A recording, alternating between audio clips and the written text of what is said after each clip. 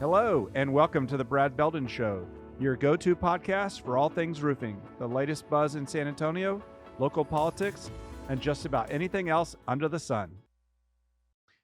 I'm excited today about our guest, James Nortey, CEO of Sage, San Antonio Growth for the East Side. James, it's great to have you here. Great to be here, Brad.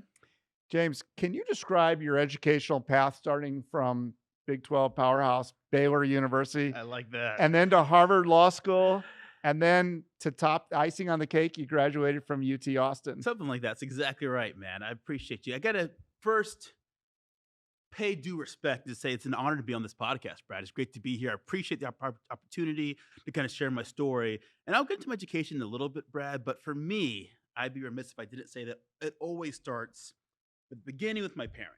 Those were my first teachers, my first educators, right?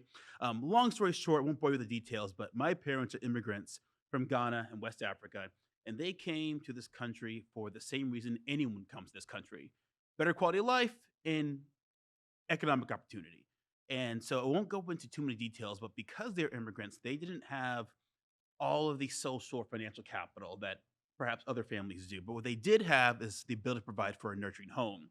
It was really my teachers, pastors, neighbors who kind of poured into me that got me to a place to even go to Baylor University. Went to Baylor for undergrad 2004, studied philosophy and criminal justice, dead set on becoming an attorney.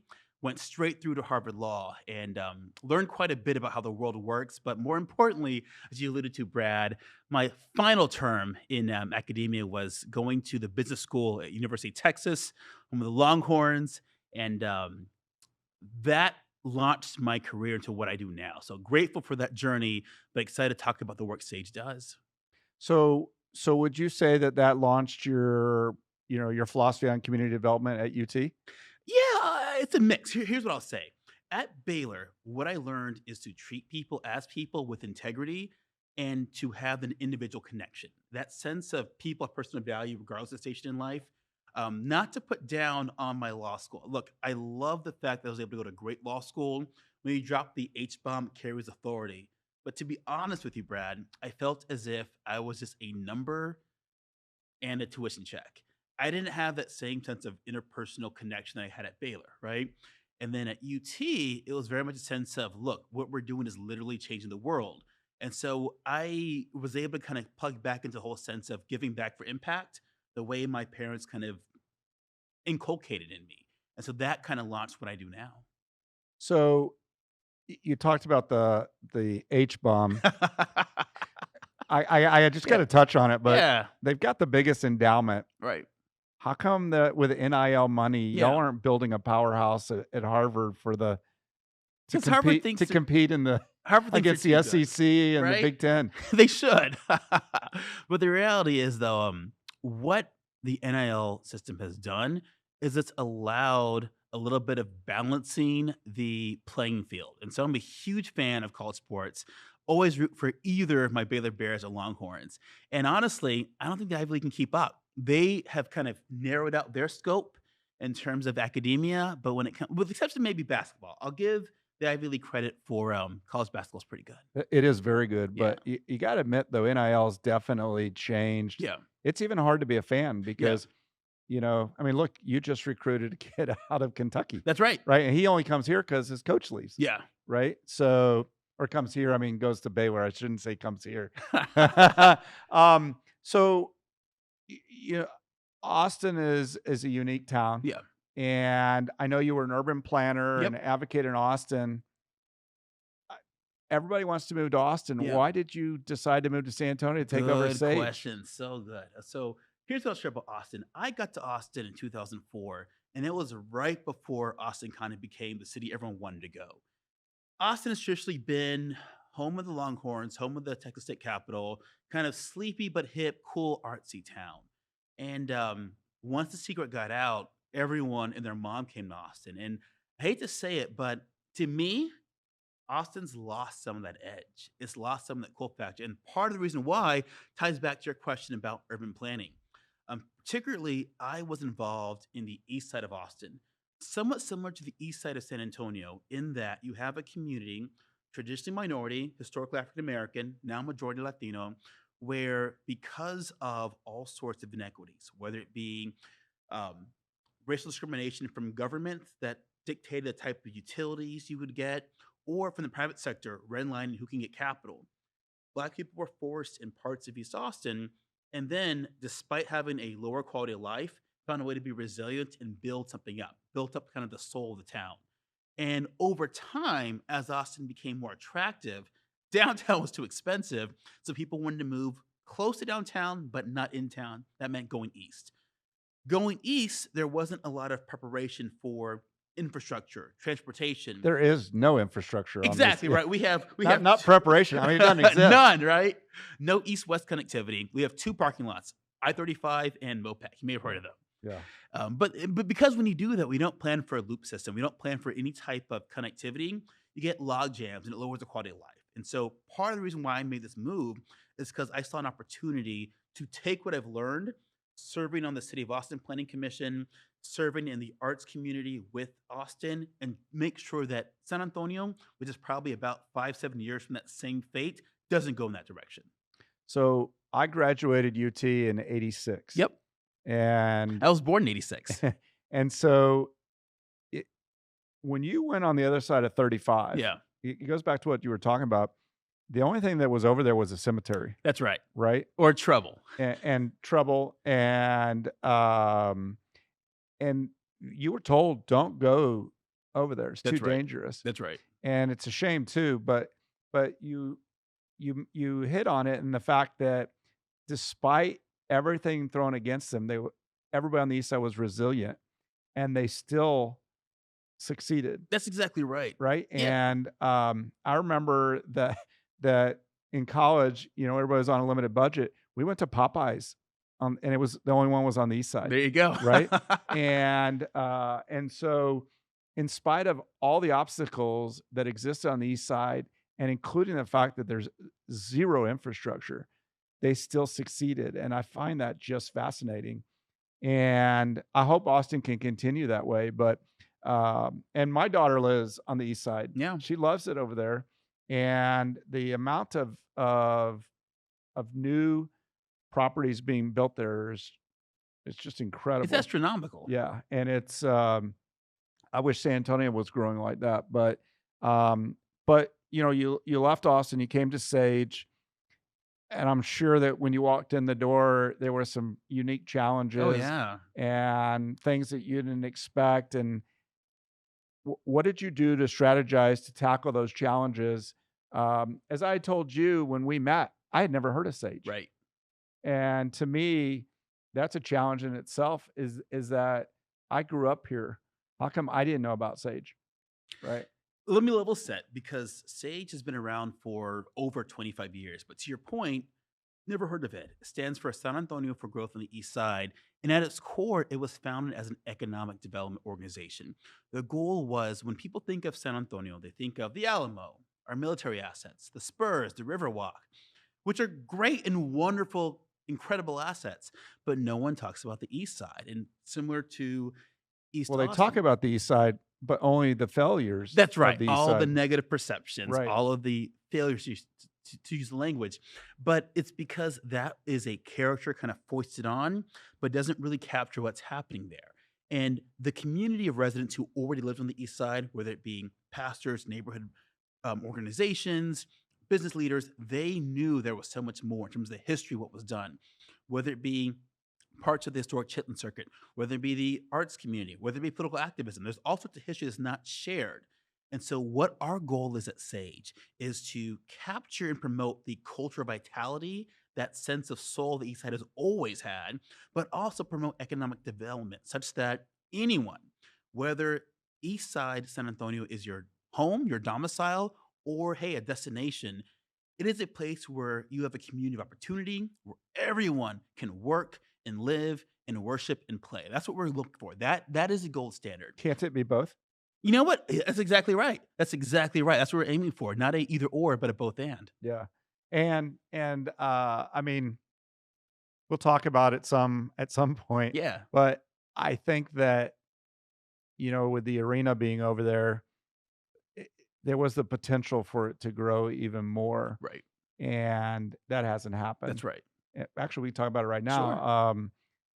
You and I have shared discussions about that, and clearly what we've seen, whether it was in the Express News or the Current locally, the Spurs are moving. That's And, right. and you and I aren't going to do anything to change that. But what do you think the community can do to revitalize that area? I look at it more like Palmer Auditorium Mm. in that facility is used probably 200 days a year, Yeah. and they don't have a basketball team in it. No, they don't. And it's very Yeah, successful. it does great. It's a Yeah. community asset. I think similar along those lines, and just to provide some context, everyone knows the Spurs are the team of San Antonio. And historically, they were in the Alamo Dome and then moved over to what's now the Frostbank Center. Well, before that, before you were even born, we were where the convention center is. Oh, that's right. So the Hemisphere Arena was in the convention center, and it seated 10,000. Yeah. And in the 70s, during the season, they raised the roof. They'd never done it before with hydraulic jacks. They raised the whole roof. No way. Yeah. Put columns in and then put visqueen around. In the middle of the game, the visqueen would be, and they added round numbers. Yeah. 6,000 seats. Wow. 2,000 of which were obstructed view because the columns that held the upper deck. Oh right? my gosh. And so you could literally sit behind a column and not see the game. That's terrible. But you were there. Yeah. And that was in the ABA. And how ironic that if this is where they end up going back, Right. we would come full circle, 40, 50 years later. That's right. Via the Alamo Dome, via the Frostbank Center, and then wherever the new Frostbank Center ends up being. But I actually think that the Spurs moving could be a catalyst to the East Side, not the other way around. That's right. That's right. I think there is a perception that when they moved to the East Side, there was going to be all sorts of economic development. And for a lot of people, including you and I, they would argue that economic development hasn't really launched the way people wanted to see. It hasn't launched at all. That's right. There's not even a fast food restaurant that's opened up over there because of that. Nothing has happened. Agreed. And to the extent we haven't had the infrastructure to support it, but now there's talk, and I know that there are some in the community who want me to condemn the move as being, look, don't move the Spurs because we never got economic development. But I don't believe in this win-lose approach. Like you suggested, Brad, this could be a win-win. Here's what I would ask. Wherever the Spurs move, they're going to stay in San Antonio, whether it be the Hemisphere location or not. But we should have this conversation as both a downtown and East Side conversation. We should think about it holistically. How do we have the best potential city? And so should the Spurs leave, that does create an opportunity, not just a vacancy, an opportunity to spur more economic development, more concert halls, more arts, more venues, more restaurants. But let's be thoughtful. Let's be inclusive. And let's make this the best thing that's happened to the East Side ever since. Because I know the Spurs are committed to still ensuring that the East Side get what's due. You think you and I could open up a church over there, a non-denominational church, and we could preach on Saturdays and Sunday mornings? See, I warned you that when you make a lawyer preach, and a Jewish roofer, right? Yeah. We'll do Shabbat services on Saturday morning. I like it. And then you will do other prayers on Sunday. That'll be 104 days out of the year. There you go. Yeah. There you go. I love it. I love it. But I mean, all seriousness aside, Yeah. you and I have talked. I think that the potential there, with the right developers, there's plenty of land over there for economic growth. That's right. And Coca-Cola is not going anywhere. That's right. And they're a staple over there. As long as we talk the about rodeo's not going anywhere. No, they're not. They're not. So we think we should talk about all the assets we have, all the opportunities we have, and get out of this deficit mentality of what are we losing or what are our liabilities, and think about what is this but an opportunity to rethink what we want to see. Yeah, and at the end of the day, like I said, you and I have absolutely no control over this situation.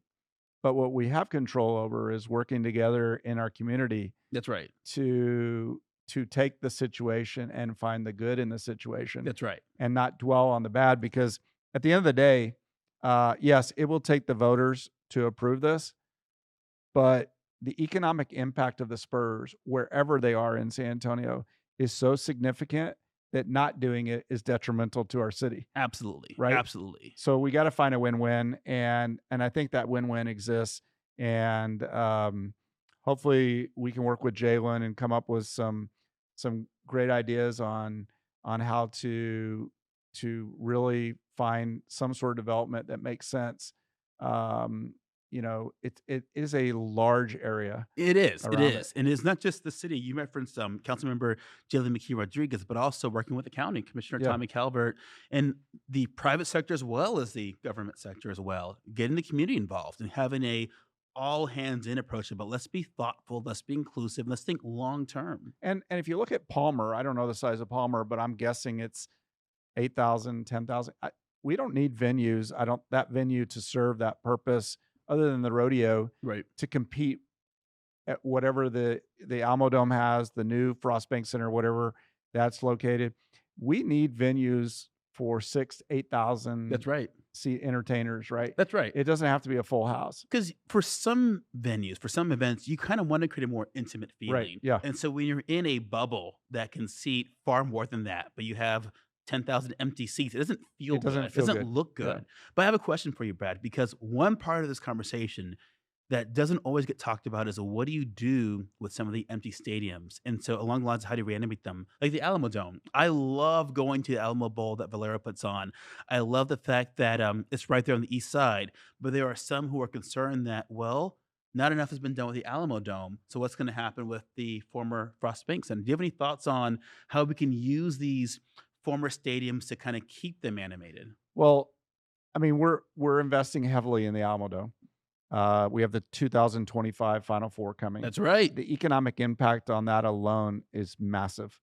Um, and what I don't think people understand is how many times a year that facility is used for non-sporting events. Right. And it's 100,000 square foot floor. There's a lot of opportunities to use that for whether it's a convention or whether it's a home improvement or a home and garden show.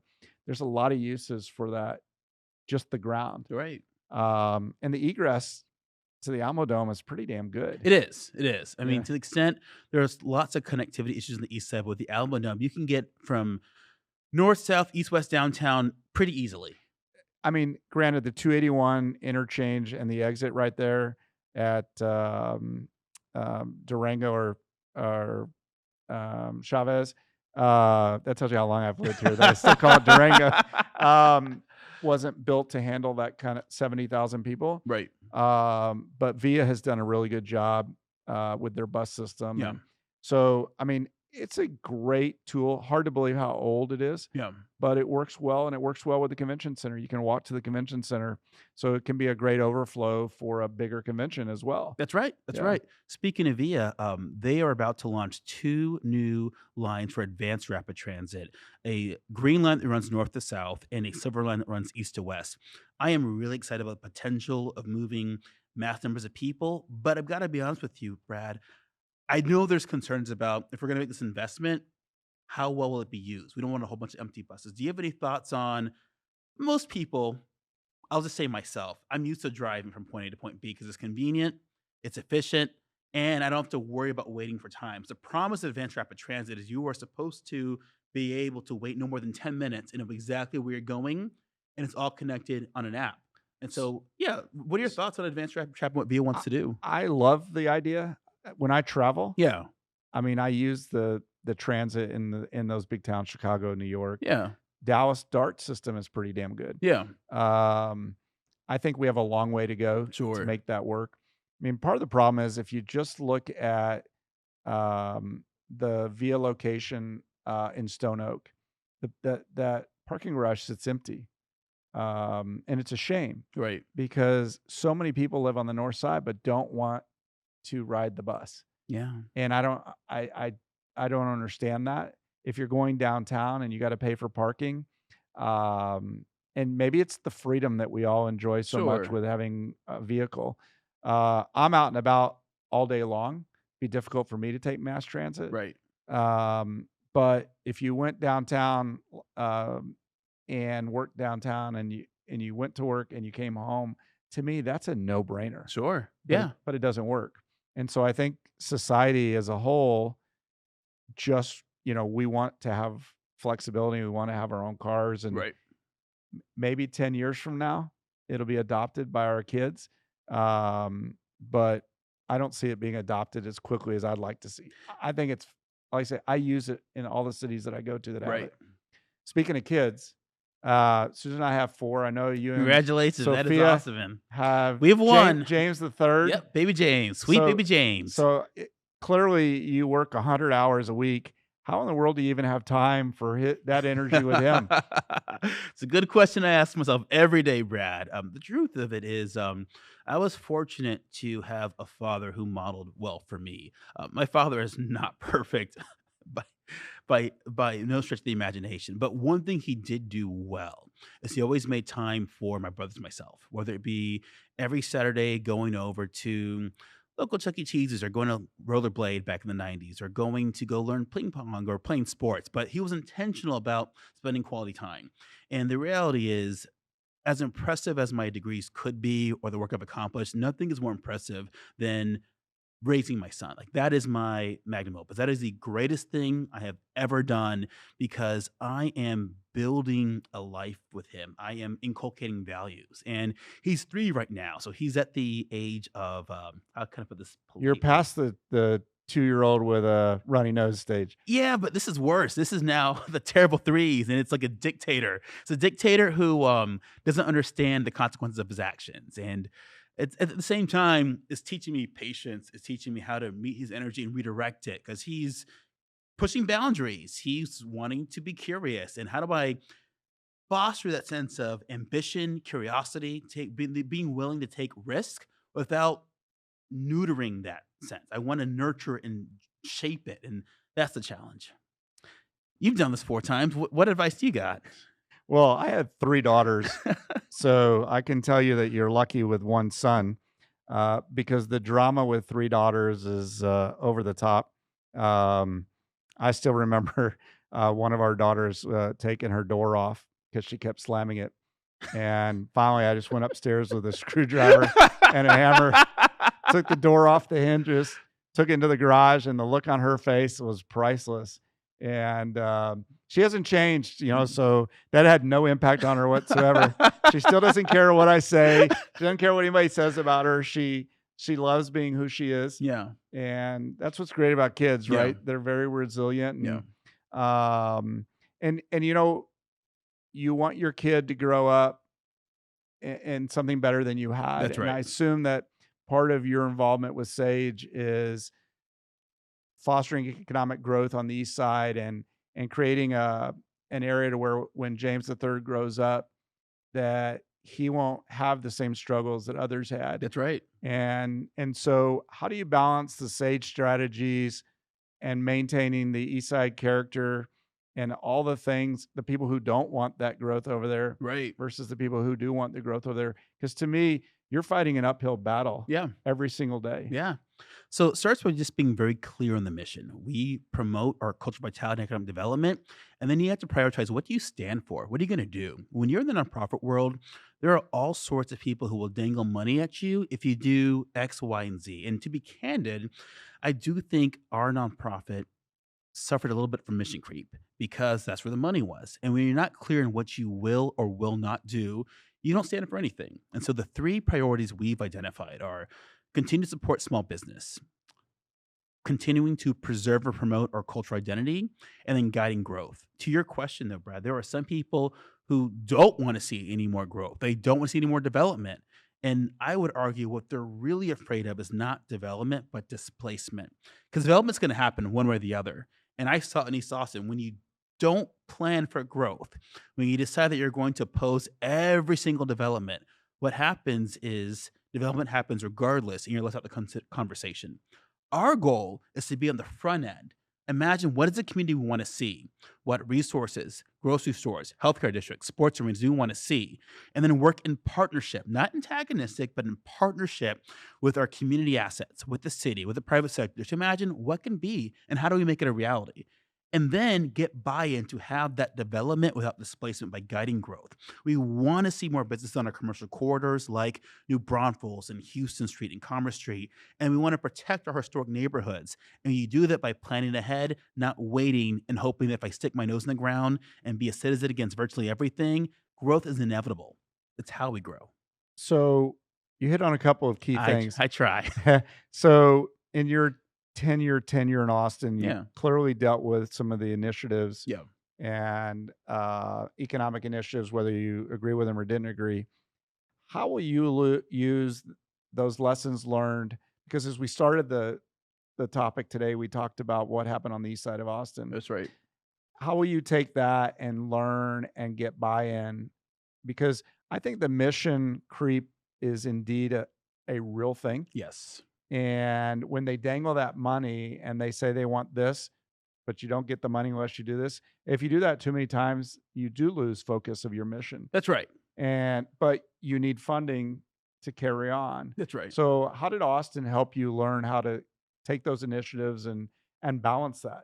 A couple of things. One is telling people what you want to do and how you'll get there by being transparent. Because once you've shared what your mission is and your plan, the community, your board of directors will hold you accountable if you decide to deviate, and they will call you out.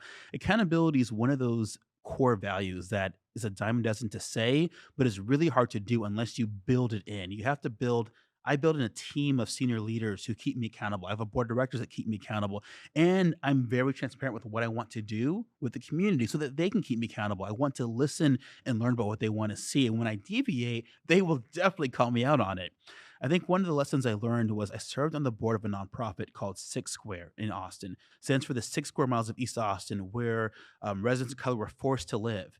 And what I learned is people traditionally think of economic development in the traditional sense of brick and mortar and construction.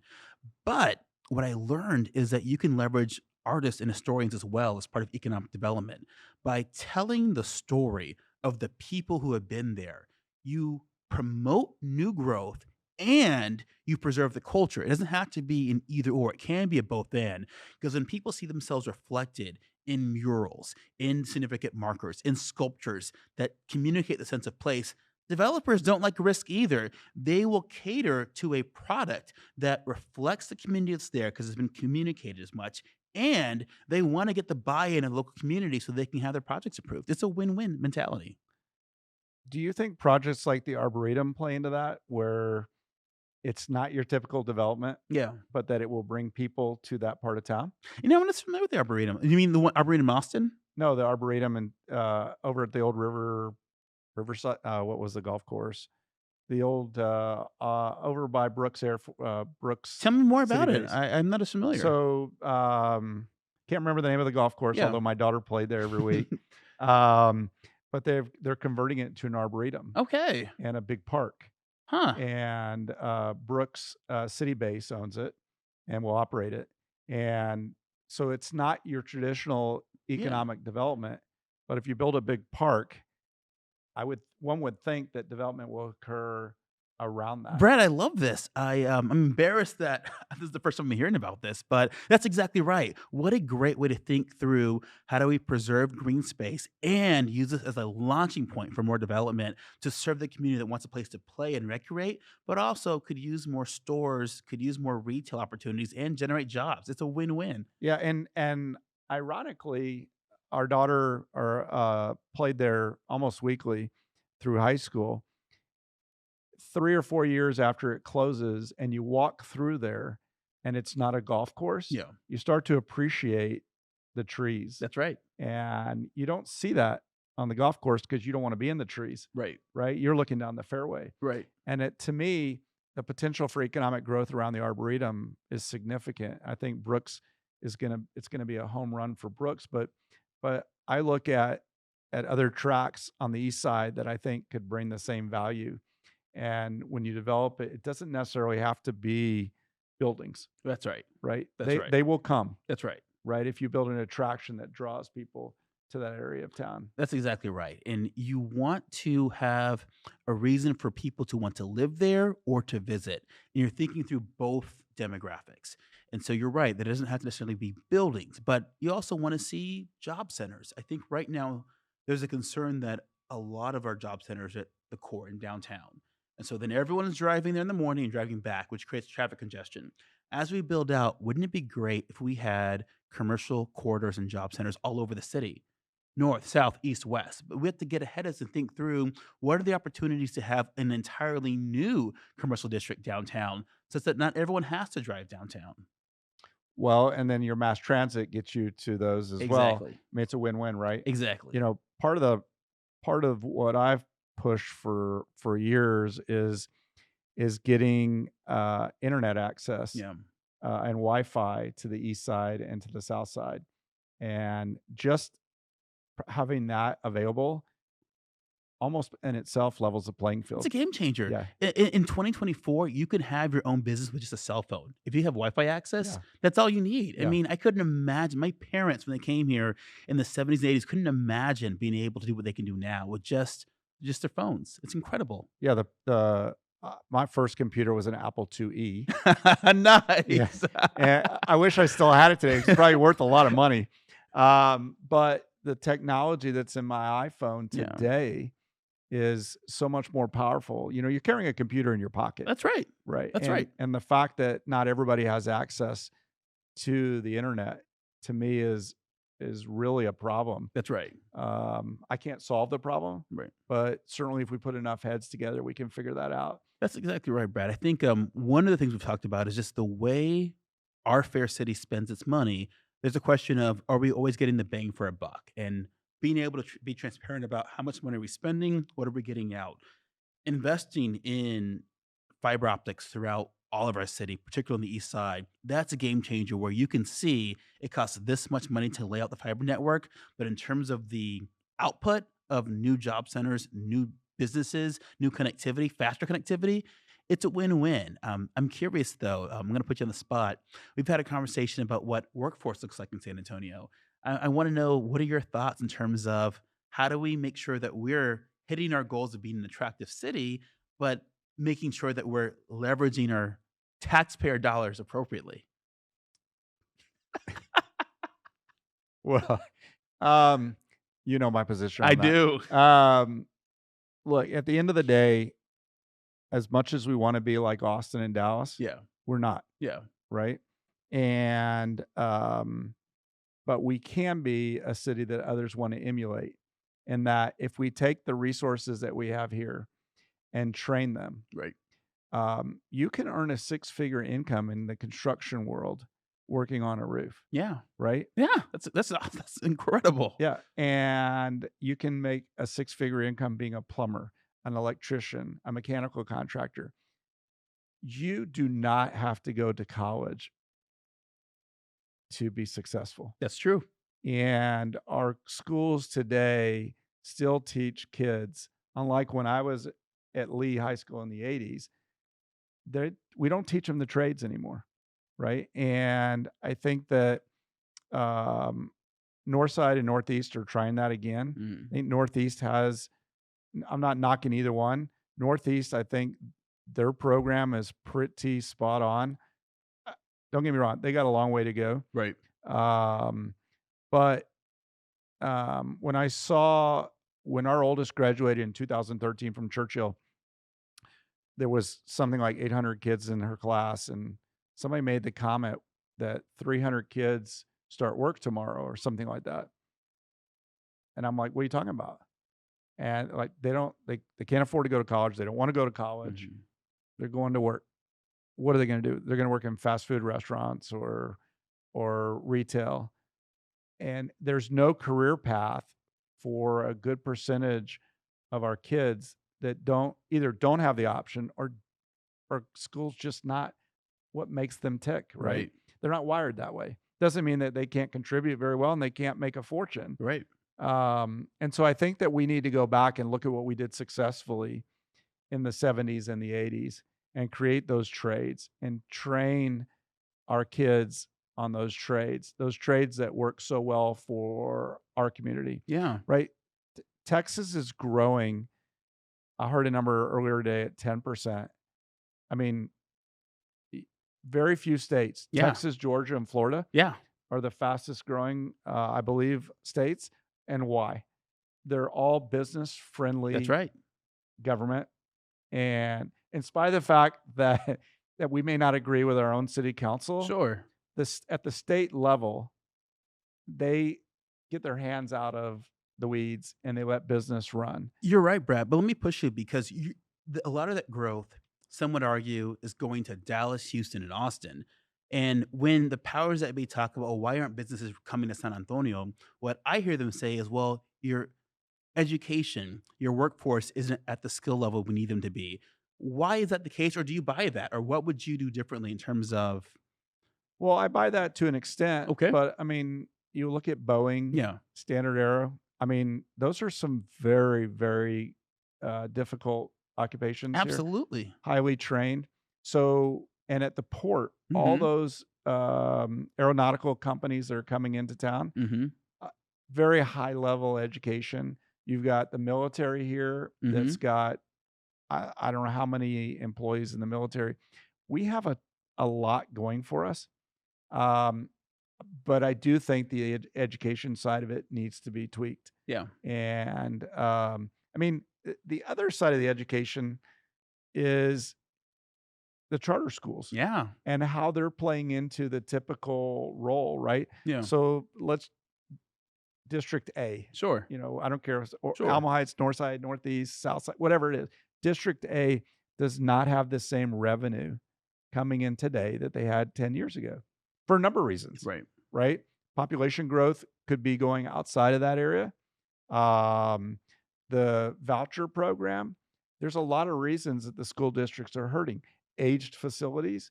So, you know, they're now competing with private enterprises that are trying to find the best students. And I think that competition will force the school districts, the public school districts, Yeah. to get better. I generally agree. I still serve on the nonprofit board of a charter school in Austin. And what I would share is from our experience, competition normally forces people to get better or they wither. That's just a reality. Right. And at the end of the day, my first allegiance as a board member in a charter school is to the students, to those kids first, then their parents we serve, and then the teachers. What I will share, though, is even charter schools are technically, although they're privately managed, they are still part of the Texas public school system. The curriculum is still set for them. That's right. That's right. And the funding from the state also still goes to those schools. And so it's not as if I'm saying I'm supporting a private institution. This is a public good that's privately managed because the reality is there are benefits to having a dedicated group of volunteers focused just on the curriculum and not having to worry about politics or having to worry about a teachers union. There's benefits to that.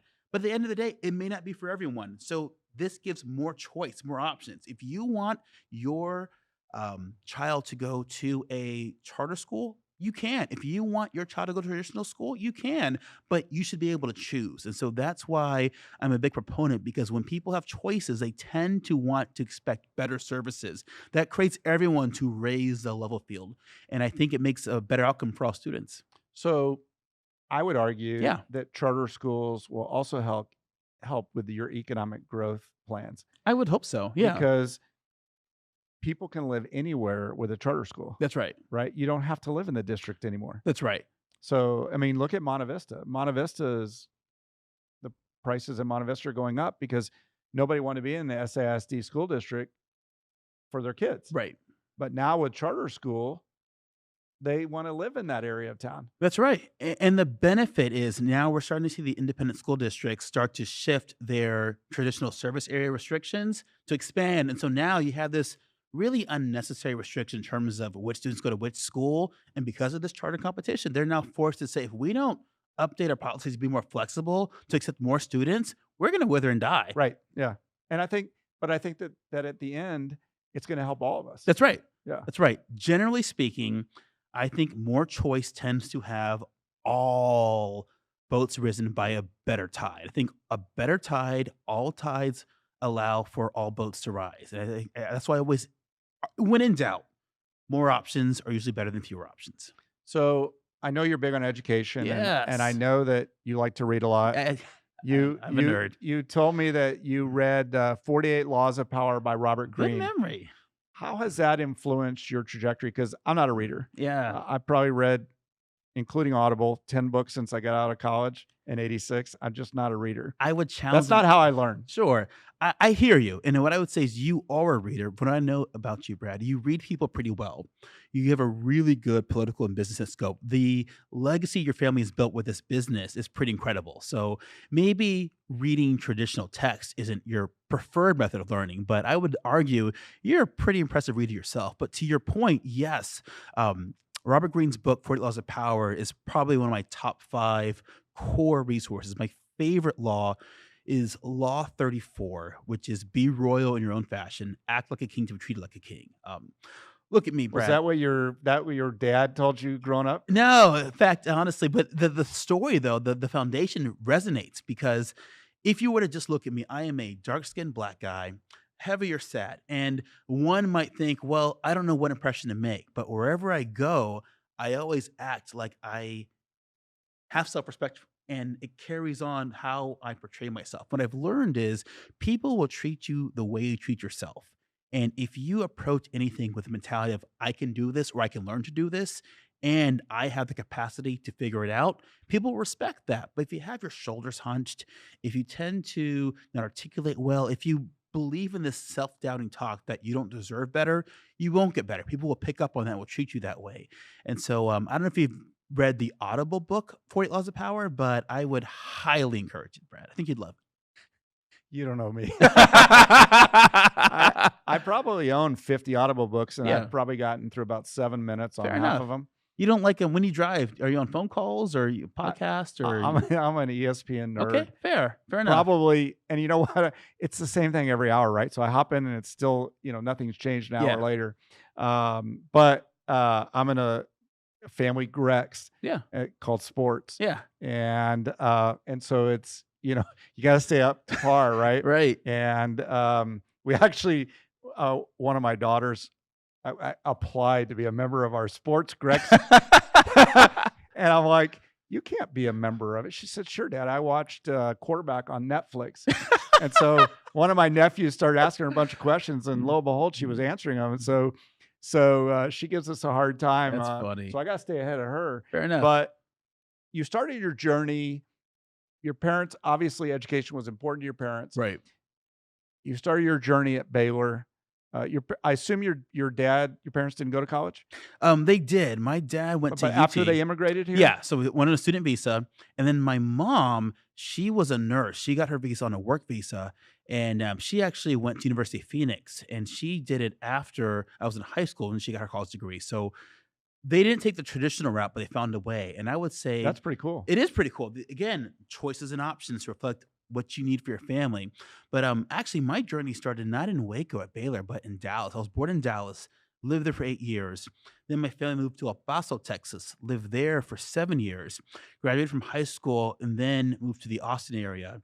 That's when I went to college in Waco.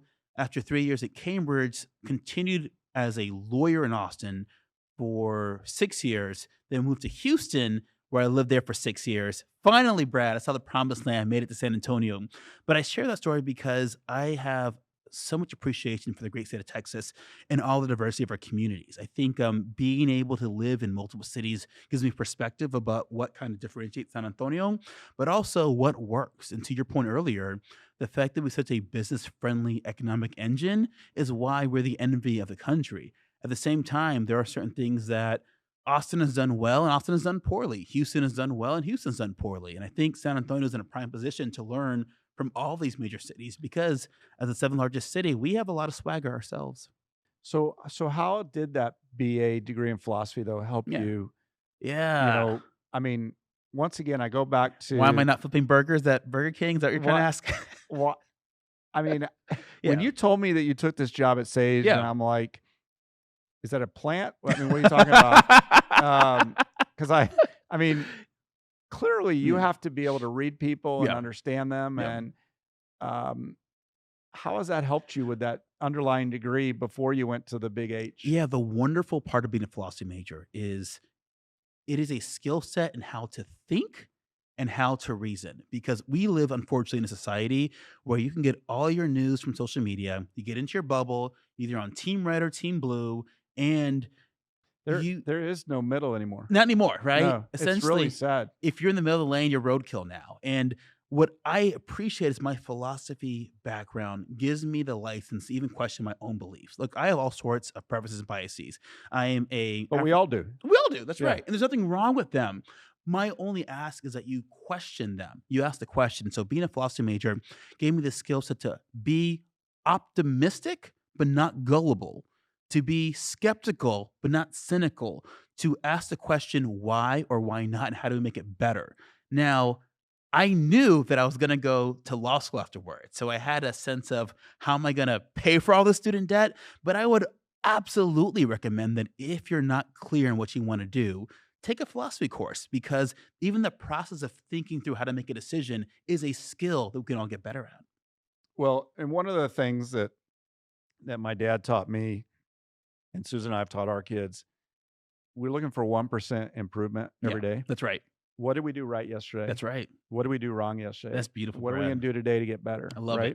it. Because maybe what I thought yesterday was right yesterday, but the world changes. Yeah. And maybe it's not right anymore. Yeah. And I was having a discussion with a friend over the weekend, and we were talking about exactly what you were talking about, the no middle of the road. And I said, where would Clinton be today? If Clinton was elected president today, where would he be on that spectrum?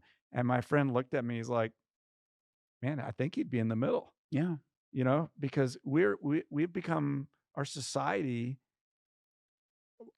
and I don't get it. Yeah. You're either far to the left, far to the right, and you don't communicate. And so some of the challenges that you're going to face, I think that you'll face at Sage is being able to use that philosophy degree to get developers, investors, civic leaders, all the constituents on the East Side together, Right. and say, what do we do? We can't fix what happened in the past. That's right. What can we do going forward? That's right. And how will you get all those people together in a room, maybe not at the same time, but in a virtual room in your head? How will you create that dialogue to get buy-in from people that are so far apart in their political views? Great question, Brad. I'll say at the outset, I don't really care if you're on the far right or far left. To me, being an extremist isn't necessarily a sin. The sin is, what are you going to do about it to move our community forward? Are you just going to stay in your silo? And usually to get things done, whether it be in a marriage or whether it be in planning for a community, you have to give a little, but you don't have to give everything. So you be clear about... Wait. You're telling me I don't have to give in to Susan every day? Because for Susan, 36 years, she's always been right and I'm not. And that's how we've been married for so long. That's the secret of your success, right?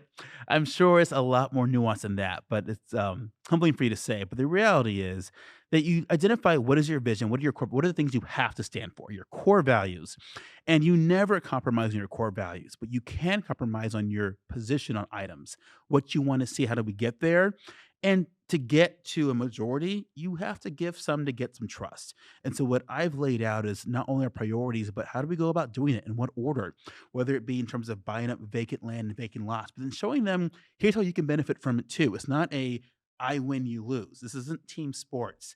This is what is the we win. Where we win, exactly. And to some extent, it may feel like, well, those folks are winning more than I am. And I would say, to your point, Brad, this is about how does our entire community get a little bit better than yesterday. And as long as we're all winning, we're moving in the same direction. Because the alternative is we either get in this logjam of we're crabs in a bucket and nothing's getting done, or you create this win-lose dynamic that further drives us apart. I could care less if you are liberal, conservative, black, white, Asian, if you are Jewish. What I care about is you are a person who has value and dignity. And I believe in God, but regardless of whether or not you do, you have inherent worth. But as long as we're on the same planet, in the same community, we've got to find a way to live together in a way that works.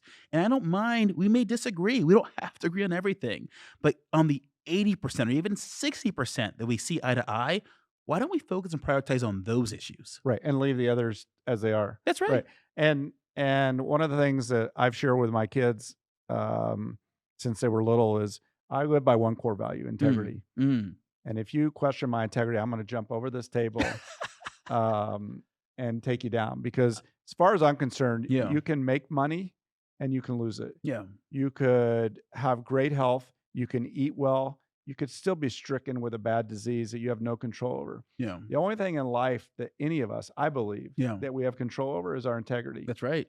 And if you take your integrity into all those discussions, Yeah. whether you agree with who you're talking with or not, but Yeah. you use integrity and respect, you can accomplish a lot together. I believe that. Brad, given your experience in the business world, I would love for you to share, without getting anyone in trouble or naming any names, just as a CEO, as a leader of a business, how have you made integrity not just a noun but a verb? Because I think integrity is one of those words that we all talk about, we all agree, but when it gets really hard is when you have to make a decision and either no one's looking, but you know, or everyone's looking, they want to see what you're going to do about it.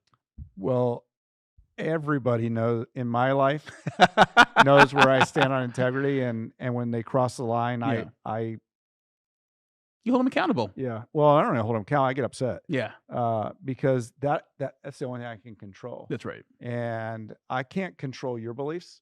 You can't control my beliefs, but we can certainly talk about our differences. That's right. And what I like to do is to find that common ground Right. and work on the common ground, because if people work together on common ground, they'll make more progress, and then the uncommon ground doesn't become as important as it used to be. That's right. That's right. And then over time, your perspective of whoever you're working with may change, That's right. right? That's exactly right. And so what I may have thought was a joke 10 years ago, I may firmly believe in today. Yeah. But that's not because of integrity. It's because I've seen a different way to look at something that I hadn't seen before. That's right.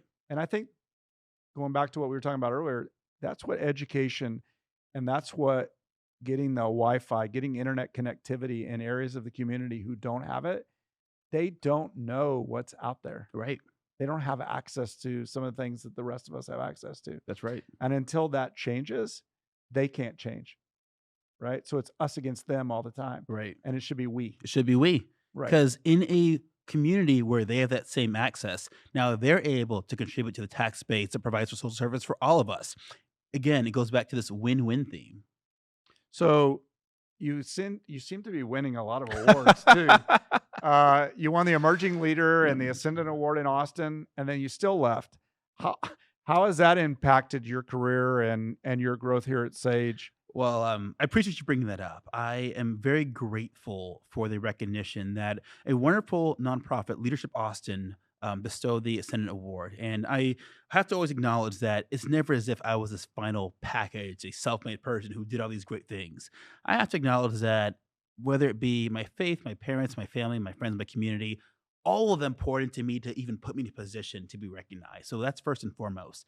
But what I appreciate is they recognize in me probably a strong sense of vision of what I wanted to do at an early age as a young professional.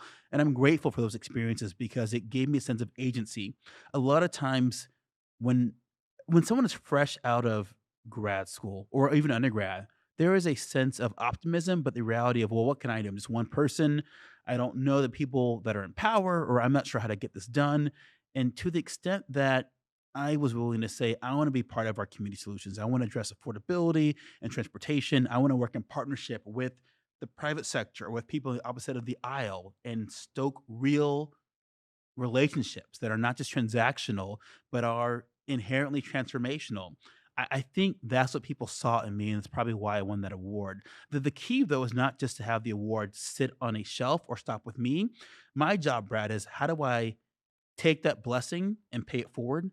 I'm a big believer that we are blessed to be a blessing. And so if it stops with me, then what was the award for? I take what I learned and I apply it to everything I do. Even if I'm not in Austin, the skills I gain that I'm applying here in San Antonio is how I live up to that recognition and pay it forward. And is that one of the reasons that after your 12-year career in law that you decided that you could make a bigger difference not being a lawyer? Absolutely. And it was one of the hardest transitions I ever made. I believe it or not, being an attorney is a really awesome job, in part because no one ever questions you or that you know what you're talking about. I mean, I say I'm an attorney, and people just assume they might crack some jokes, but they just assume that I'm accomplished and know what I'm talking about. Not every profession is afforded that much latitude when it comes to business, politics, policy. But more importantly, being an attorney is about advising clients, solving problems. And I got to a point where I was working for Fortune 500 companies every day, working on cases that would be in the front of the New York Times and the Wall Street Journal. And that was really exciting and super sexy. And you start to develop a sense of like, I'm pretty cool. But the reality is, I got to a point where I was making really good money, but I wasn't hitting the part of my soul that said, you know what? You have a purpose and you're not aligned. The skills I got, don't get me wrong, being able to reason effectively, being able to look for answers, being able to challenge the other side, to advocate, those are great skills. But Those are lifelong skills. those are lifelong skills. That's Yeah. exactly You right. use those every day. Absolutely. Yeah. And I saw my experience as a traditional lawyer as sharpening the tool. And now I'm putting it into practice in the economic development world at Sage.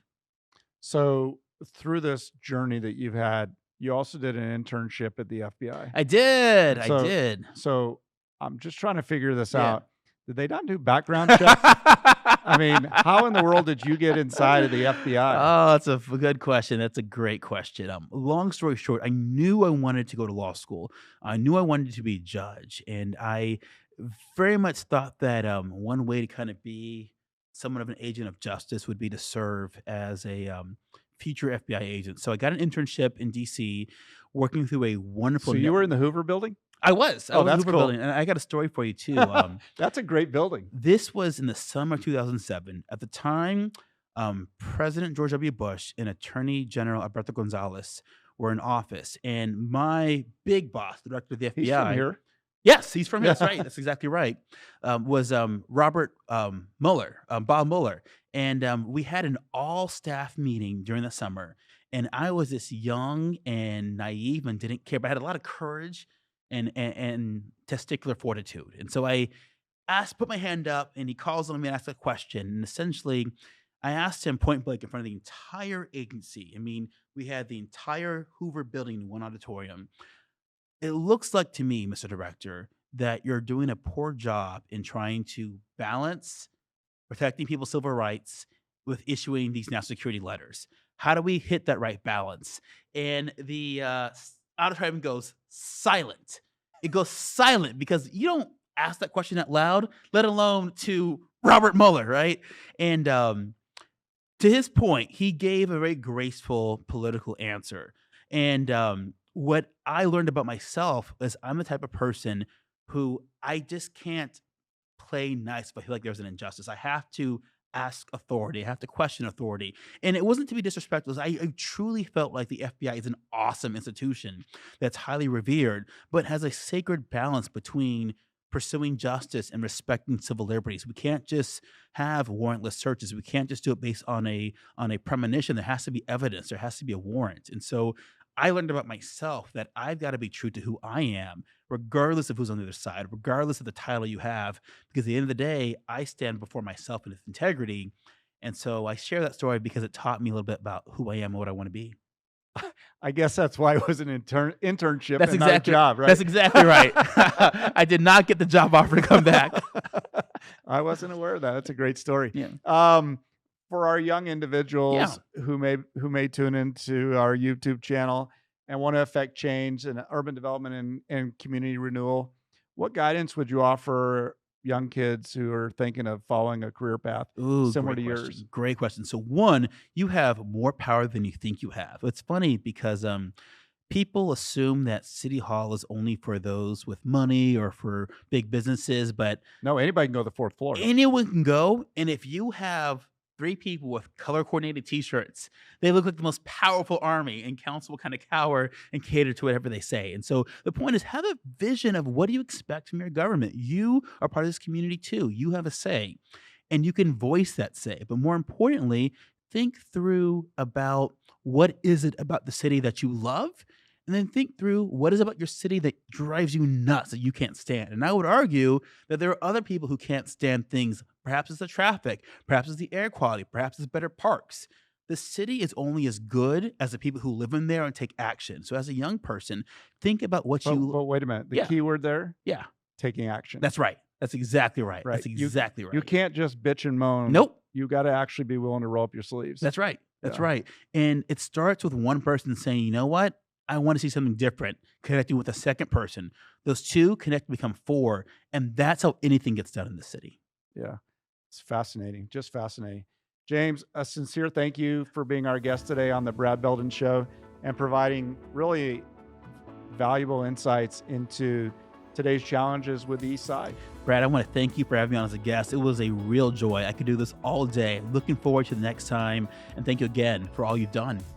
Well, and thank you for tuning in today. And as my friend Judd Ashmore used to say, hug somebody.